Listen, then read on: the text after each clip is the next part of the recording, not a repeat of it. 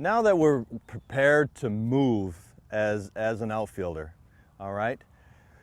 When we're fielding ground balls, there's two scenarios that I like to talk about as far as when a ball's hit to us. One with nobody on base in a non-throwing situation, and any time that there's a runner on base, which ends up being a throwing situation. We will field each ball differently, okay? With nobody on, what we want to do is make sure that we gain some ground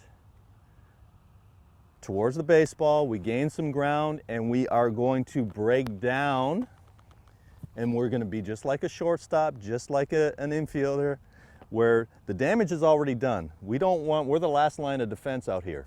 We don't want a ball getting past us. So I don't want to just run in and give it one of these.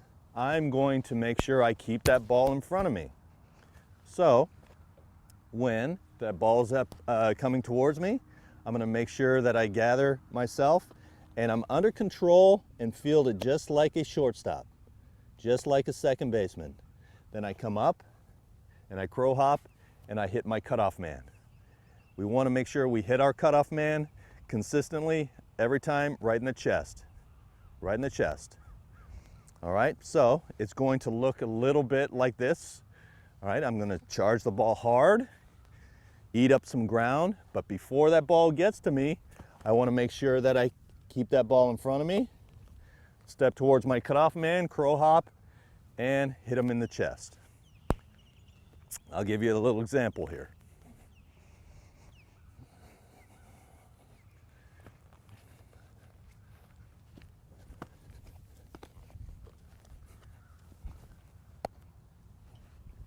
One more.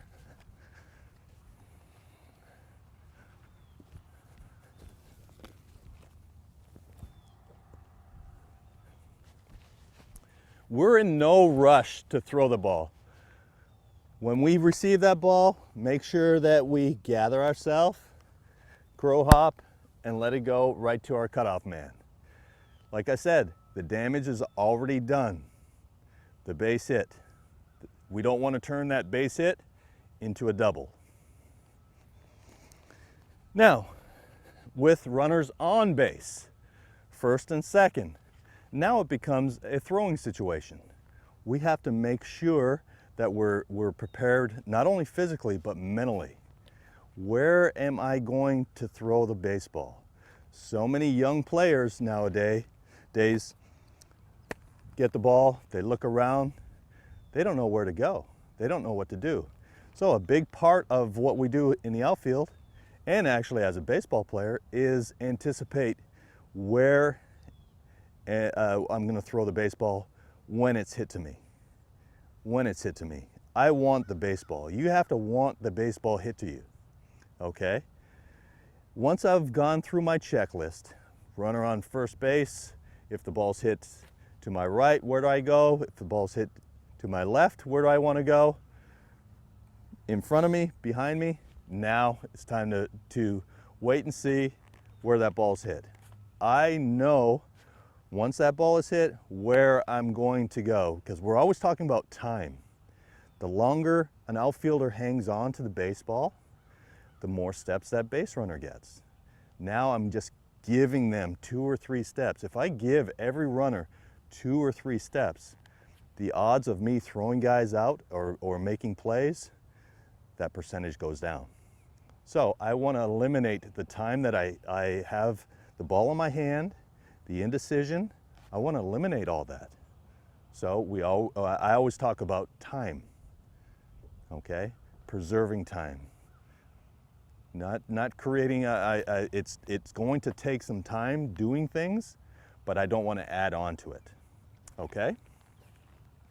So, throwing situation, very similar to nobody on. We want to make sure that we have our momentum going hard towards the baseball, but I will be under control when I get to the baseball. I don't want to run like my hair's on fire all the way through the ball. Now I'm taking 2 or 3 extra steps. I don't want to do that. I want to make sure that when that ball gets to me, I'm under control and I can do the proper footwork. Okay?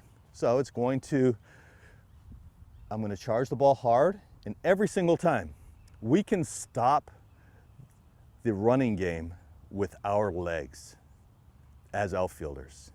If you think about this, who stops the runner is the coach.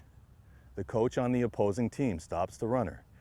And then why does he stop the runner?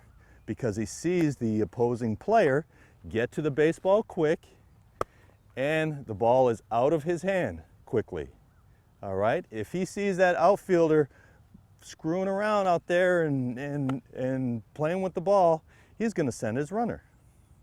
Okay? So what we want to do is we want to eat up as much ground. We're going to charge the ball.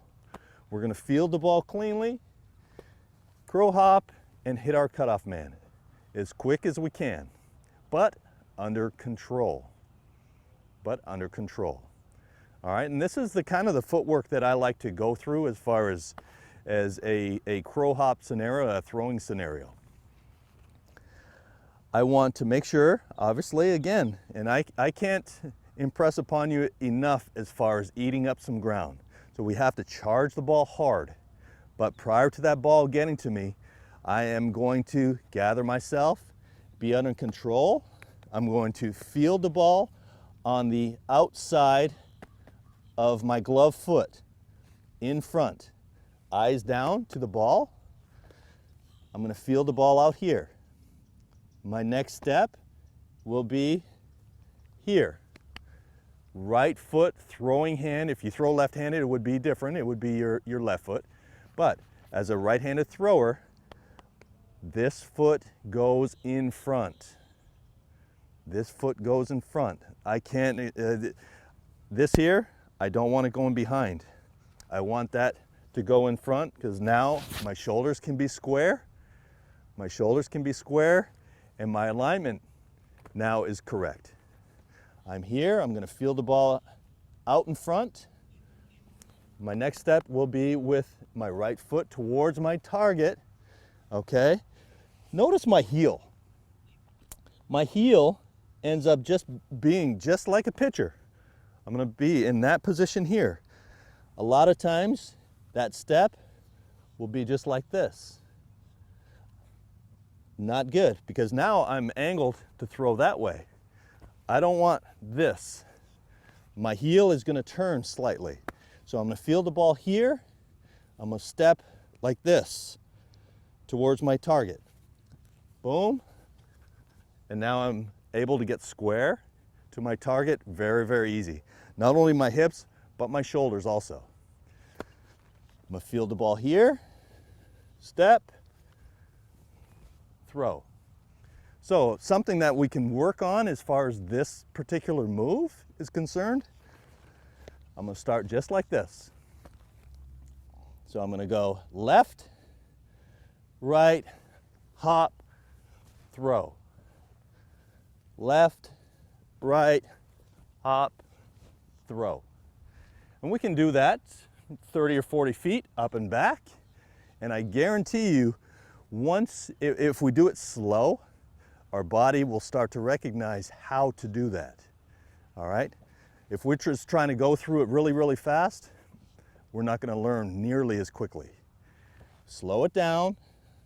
Left, right, hop, throw. Now there's different types of crow hops.